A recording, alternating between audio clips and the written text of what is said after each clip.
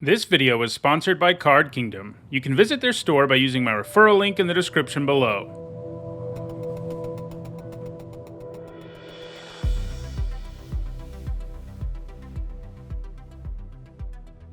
Hi everyone, I'm Nizzanotes, and today is Saturday, and that means it's time for Nizzanotes, my weekly vlog series about limited magic. We're still in the early stages of the format, but it's pretty clear how some things are shaking out, and as a result I want to talk in this video about 10 cards that I know I was wrong about in the set review. This will also allow me to do a little bit of an overview of the format, as I'll talk about why it is I'm wrong about each of these cards, and then of course we'll also do a crack-a-pack at the end of the video.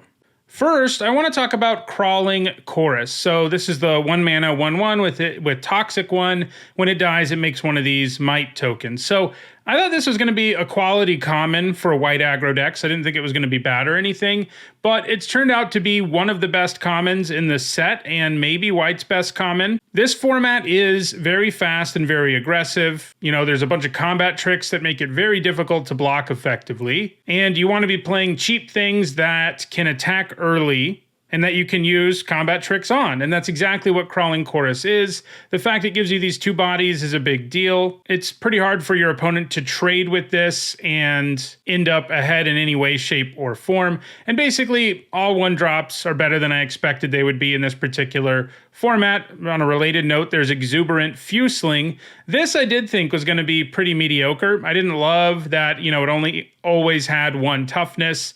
But the thing I kind of overlooked, you know, and it's not just that this format is faster, I think this would have ended up being better than I was thinking no matter what. The thing I overlooked is that, you know, you're paying 1 mana for this, and you're actually getting quite a lot for 1 mana. Sure, it's a 1/1 for a while, but if your opponent kills your other things, you know, if your opponent blocks and trades, and this just keeps getting bigger, and the fact that it has trample, like, it's just very hard to block the longer the game goes on, and you still only paid 1 mana for it. So, you know, the fail case is a 1 mana 1/1 that your opponent kills with the 1 mana removal spell, and that is perfectly fine. And the upside this has is pretty big, as it can grow throughout the game. You know, sometimes you draw it late and it's not nearly as good, and, you know, I don't think this is as good as Crawling Chorus for the most part, for example, but it is a lot better than I expected. I thought it was going to be really mediocre. Turns out this is another 1-drop that you're pretty happy to play. Let's continue with the 1-drop theme by talking about Sinew Dancer. So again, another 1-drop.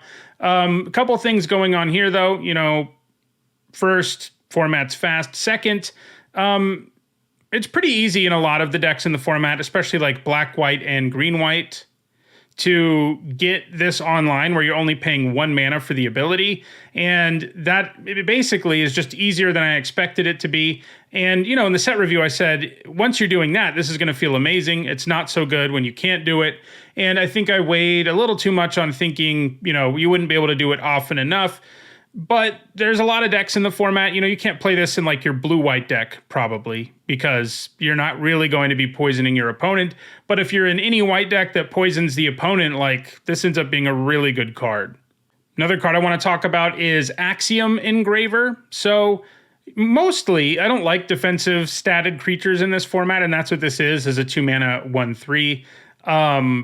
But it turns out the Rummage ability is significantly better than I expected. You know, when I looked at it, I was like, you know, rummaging's not that great, but the thing to remember is it's usually attached to a creature as part of an ETB ability, or it's something that costs mana to use, or it's on a really inefficient creature who can tap and rummage.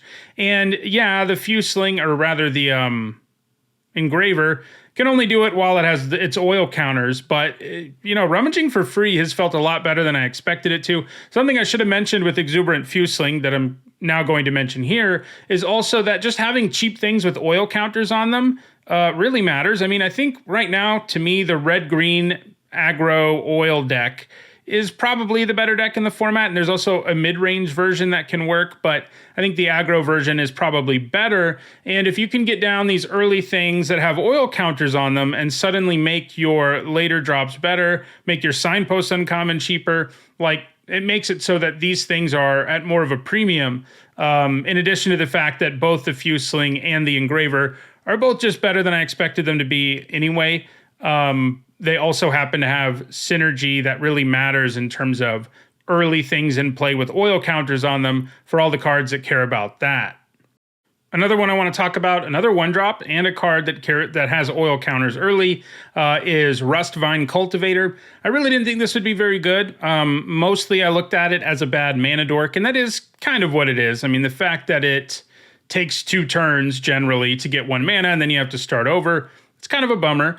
But it is something you can play early and amass some oil counters on and get some value out of those oil counters. A 1-mana 1/2, just ends up being a little better than I expected too. It can block Crawling Chorus and Exuberant Fusling in the early game, among other really good 1-drops in the format.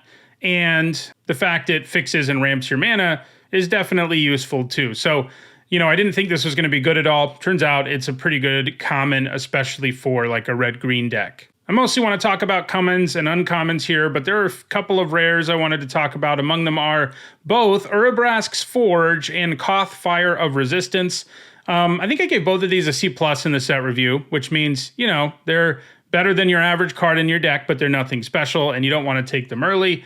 Well, that turns out not to be true. Both of these are incredibly strong. The thing with the Forge that I was hung up on was the fact that if you draw it late, it just doesn't seem that good. And it's true, it's not amazing if you get it late and it just spits out a 1/1 and you kind of needed something more meaningful. But it's also completely unbeatable if you play it on like turn 3 or 4. Because it just starts spitting this token out and doing all sorts of stuff. It combos really well with things like Exuberant Fusling that gain oil counters when stuff dies. And the creature just keeps getting bigger and bigger and being more of a problem every turn that your opponent has to account for. So while you're not really adding to the board in a permanent way, your opponent starts to have to think about what they're going to do to not die, and thus it alters their gameplay in the same way that actually adding a permanent body to the board kind of would. So the Forge, I'm not sure if I'd go all the way to saying it's a bomb just because it is so mediocre, like if you draw it late. But it is so powerful in the early and mid game that it's definitely a card you first pick all the time, and it's going to be one of the better cards in your deck. It's probably more like a B+. And the same thing for Koth. I got hung up on how much he loves mountains. Obviously, you're usually a 2-color deck. Very quickly, Koth started to show me that he was better than I expected. I got one in the early access event. I've played with him a time or two since then and against him. And, it turns out just in a 2-color deck, Koth is still really good. He has so much loyalty that it's pretty easy to get at least 2 triggers, 2 abilities out of him. If you're at parity or ahead, he can pull you ahead. He's definitely not a planeswalker who can, get you ahead from behind. And that's something that, again, keeps him from really straight up being a bomb. But just like Urabrask's Forge, you definitely first pick Koth. It's very rare you're going to have something, he's better than all the commons and uncommons in the set, basically, as is the Forge. There are some mythics and rares that are better, but that doesn't really matter for the most part in your pack one, pick one situation. So both of these are better than I expected. On the flip side, there's a rare that's significantly worse than I expected, and that's Phyrexia in Arena. I specifically said in the set review, I said, back in the day, this would have been a straight up bomb, and it was a straight up bomb, like when it was originally printed at a time when limited formats were slower and creatures were worse, and amassing card advantage in exchange for life was a lot more effective.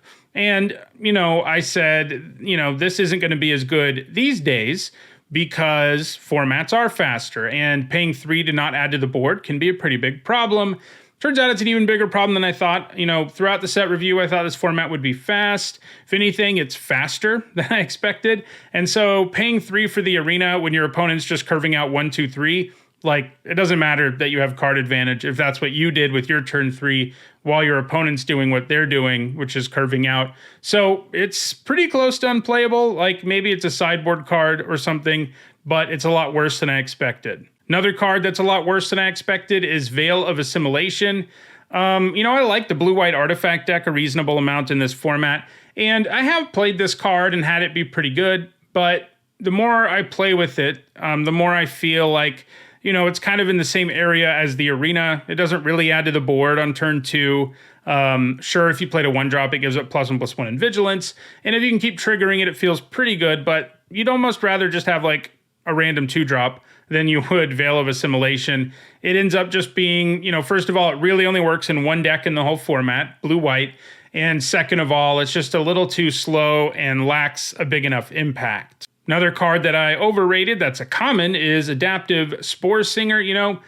Proliferate in general has ended up being, a little weaker maybe than I expected it to be in the format. I like proliferating the oil counters especially, but, proliferating poison hasn't felt that great. Sure, it's a thing. But it's been kind of underwhelming overall. In a format with no -1 or plus and plus 1 counters, you really are more limited in what you can do. And sometimes it can be pretty powerful, but a 3-mana 2/2 that proliferates when it enters the battlefield, not great. And the +2/+2 vigilance effect, while it can be useful, it can help you push through a creature or whatever. Overall, like, this card has been a pretty underwhelming common. Like, you'll play it, you'll play one of it, but I was sort of thinking it would be one of Green's better commons, and it just isn't there. It's too understated, and its 2 into the battlefield abilities are both weaker than I expected them to be. And to round things off, 2 more cards, that kind of go together because they're similar, are Churning Reservoir and Monumental Facade. You can see how these are similar. They both do oil counter things. I thought neither of these would really be worth it, even in an oil counter deck, because it just didn't do enough. I was worried the Facade hurts your mana base too much and that the Reservoir is too slow and actually generating a body with it would be too hard. But as I've sort of suggested here, the oil deck is pretty real. The Reservoir makes it so you can set up all your oil counter payoffs, makes your cards that like oil counters, on themselves a lot better. And so it especially has overperformed. The Facade still isn't like great, but I gave it a straight up F in my set review saying it was unplayable. And it's more of like a build around C. You don't want to do too much damage to your mana base and limited, and this can only add colorless. But if you've really gotten there on an oil counter deck, like, the Facade ends up being a reasonable inclusion. While the Reservoir is like a super powerful build around, the Facade is more of sort of a mediocre one, but certainly better than I expected. So those are the 10 plus a couple extra cards in the set that I think I was wrong about. Let's do a crack-a-pack now. As usual, I'll show you a pack one, pick one scenario, talk about what I would pick in the pack, and tell you how I feel right now about each of the cards in the pack. All right, so our first common is the Dross Pits, and our second one is the Fair Basilica. Just going to do them together. These are fine. They have been a little worse than I expected because there's so many 1-drops you want to play in this format. And having a tap land in your opening hand when you really want to play a 1-drop is brutal. So in the most aggressive decks, you kind of don't end up playing them. I think it's okay in most decks to have like one of them. It's nice to have a land you can cash in for value. And sometimes you're in sort of a mid-rangier deck. I haven't really seen a successful like control deck, but I have seen some mid-range decks. Usually the most successful ones I've seen have been like oil decks or blue-black decks that have, some rares that can win them the game or whatever. But in those decks, these are nicer, and in the really fast decks, they're not so good. Either way, you don't want to first pick them. Copper Longlegs is next. I don't think this is very good at all. I already talked about how I don't love defensive creatures in this format because, like, there's so many incentives to be just attacking every turn in this format because there's so many good combat tricks in virtually every color that a 1/3 that looks like it can block stuff really can't. Like, there's not that much that this can block and survive. And Proliferate has also been a little weaker than I expected. So, like, neither thing this card does has been worthwhile to me, basically. And I don't really run it now that I'm sort of 20 drafts into the format. I just don't see myself playing it. Branchlight Stalker. This thing's fine. It's a 2-mana 3/1 with Toxic 2.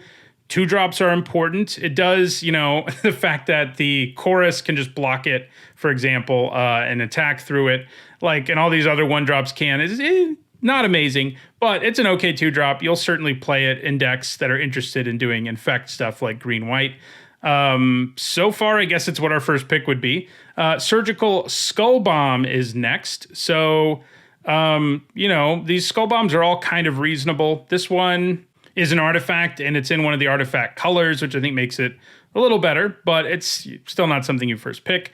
Adaptive Spore Singer, already talked about this. You can play it. One of them isn't going to kill you. but you're not taking it early. So we're still on like Branchlight Stalker. I think we have a new first pick now, though, in Stinging Hive Master, a 3-mana 3/2, a toxic one that replaces itself with a Might. You know, it's sort of like a bigger Crawling Chorus. I like the black-white deck a reasonable amount. You know, it's pretty good at poisoning the opponent and getting some value out of it. This gives you 2 bodies. The rate is pretty good. So, you know, I'm not super enthusiastic about first picking it, but it's not a disaster either, and certainly better than everything we've seen so far. Thrill of Possibility is next. This really only makes sense in like the blue-red spell deck in the format, and that deck has been okay, but not great. So I'm still on Stinging Hive Master. Mirror Kinsmith. I've yet to see a deck where you end up with enough other mirror to be like, yeah, I'm going to play this mirror tutor. And, you know, chaining together a bunch of Kinsmiths isn't exactly what you want to do in this format. The thing is, 1 toughness, everything in the format can attack through it, and that's a problem. Complete Devotion is next. This is one of the great tricks that makes blocking a nightmare in this format. +2/+2 for 2 mana, and then if you use it on something with Toxic, you also get to draw a card, which is just crazy. Like, you know, the situations where it just wins you combat outright, kills your opponent's thing, and draws you a card, that is an incredibly swingy play that often just determines the outcome of the game. And that's why you can't block, you know, because if you do block and let your opponent do that to you, your chances of winning the game drop precipitously. So it's really good. It's pretty close for me to Stinging Hive Master. I do like white a lot in the format. I think I would probably still take the Hive Master over it, but these 2 commons are close. The rest of the commons that we have in this pack, other than like Branch Blight Stalker, they're all kind of mediocre. So not great there. Our first uncommon is one that I already mentioned when I was talking about cards that are underrated. We've got Churning Reservoir. I don't love the idea of taking this first. Like, I'd rather already be in an oil deck and then take it, especially because nobody else wants it. So it's the kind of card that, you know, if you're the only person interested in it at the table, it's going to come back to you, and you often will be. So you don't want to take it early, even though I do like it as sort of a value engine card for the red-green deck. I would still take both the Hive Master and Complete Devotion over it. We've also got Bilious Skull Dweller up next. This is a 1-mana 1/1 with Death Touch and Toxic 1. It's a very good 1-drop. I think I'd probably take it over Hive Master and Kinsmith. Gets down early, it can infect your opponent a little bit, or poison them rather, and then trade for anything. It's good all game long because of its ability to trade for anything. It can go particularly nicely in a black-green deck that has fight or the effect that does damage equal to the creature's power. But, you know, 1-drops are pretty premium in the format, and this is one of the better ones. So I think that's where I'd go now. Next up, we've got Cankerbloom. This is another very efficient creature, 2 mana, 3/2, that can do a whole bunch of stuff if it, you know, it can give itself up to destroy an artifact or enchantment or proliferate, and all of those things have their place. I do like the Cankerbloom a fair bit, and I'd probably take it here over the Skull Dweller and Complete Devotion and Hive Master. And then our mythic rare is Tyrannax Rex. You know, this card, if you could get to the point in the game where you can actually cast this thing consistently, obviously it's great, but this is really not the format where you want a 7-drop. There's not really a viable ramp deck in the format that's going to get you there quickly enough. And if you are running this card instead of a 1-drop or a 2-drop, it ends up being more of a liability than anything. And I know that sounds crazy, like Crawling Chorus over Tyrannax Rex, but the answer is yes. Like, or I guess example in this pack, Skull Dweller over the Rex, yes, absolutely. Rex, I would probably, you know, it's strong enough. I probably would consider taking it after our 2 uncommons, even though I don't have a lot of confidence in the ability to actually cast it, but it is something with massive upside. The responsible thing would probably still be to take the Hive Master, Complete Devotion, and Skull Dweller all over the Rex, as well as our Cankerbloom, which I think is our pick. So that is our Crack-a-Pack. I'll be back next week to talk more about this new limited format. It'll be a little less new next week, I guess. If you enjoyed this video, don't forget to like it and share it. If you want to catch future videos, don't forget to subscribe. And if you want to see past videos, you should see the playlists on your screen shortly. Thanks for watching.